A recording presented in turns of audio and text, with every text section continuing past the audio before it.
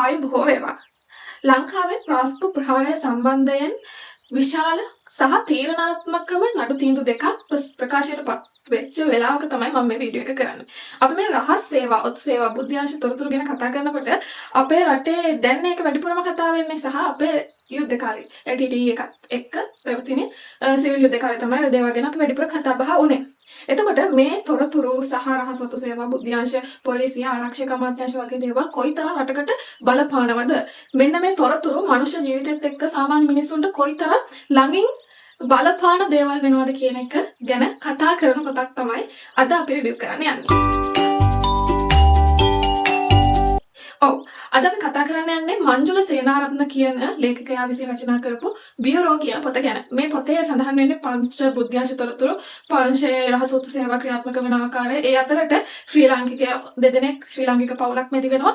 ශ්‍රී ලාංකික පවුලේ ඒ ඉන්න තාත්තා පුතා, ඒ කියන්නේ තාත්තා නමින් දයාල්, පුතා නමින් රෂීද්, මේ දෙදෙනා කරන වික්‍රමයක් ගැන තමයි මේ පොතේ සඳහන් වෙන්නේ. වික්‍රමයක් කියුවට සාමාන්‍ය මිනිස්සු දෙන්නේ අතිශයින්ම සාමාන්‍ය මිනිස්සු දෙන්නේ. හැබැයි තාත්තා කෙනෙක්ට දරුවෙක්ව කොච්චර වටිනවද? ඒ වගේම දරුවෙක්ට තාත්තා කෙනෙක් කොච්චර වටිනවද? පවුලක් ඇතුලේ තියෙන ඕනේ සම්බන්ධතාවය මොන වගේ එකක් වෙන්න ඕනේද සහ ඒ සම්බන්ධතාවය කොච්චර තදින් පවතිනවාද කියන එක තීරණය මත ඒගොල්ලන්ගේ ජීවිතේ කොච්චර සාර්ථක වෙනවාද වගේ තීරණ ගණනාවක් අපිට තීරණය කරගන්න මේ පොත උදව් වෙනවා. රටක රහස් සේවා, බුද්ධ්‍යාංශ තොරතුරු වගේ දේවල් මේ සාමාන්‍ය මිනිසුන්ගේ ජීවිතත් එක්ක කොයිතරම් එකතු වෙලා බැඳි වෙලා කටයුතු කරනවද? ඒවැයි සාමාන්‍ය මිනිසුන්ට ප්‍රශ්නයක් වෙන්න පුළුවන්ද නැද්ද වගේ දේවල් ගොඩක් මේ පොතේ සඳහන් කරනවා. අනිත් අතට ගත්තාම ආගම් සම්බන්ධයෙන්, අන්තවාදය සම්බන්ධයෙන්, ජාතිවාදය සම්බන්ධයෙන් මේ පොතේ ගොඩක් දේවල් කතා කරනවා.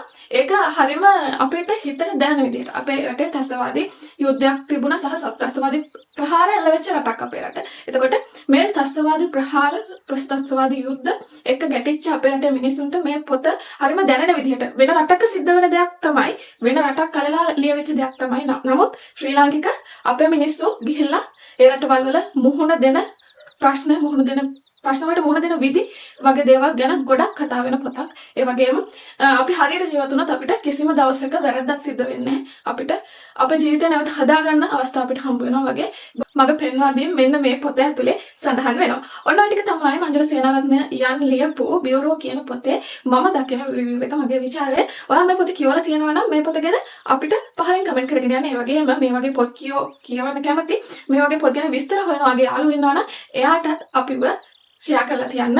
ඒ වගේම දැනටමත් අපිව සබ්ස්ක්‍රයිබ් කරලා නැත්නම් සබ්ස්ක්‍රයිබ් කරලා තියාගන්න. ඒක ඔයාලට උදව්වක් වේවි.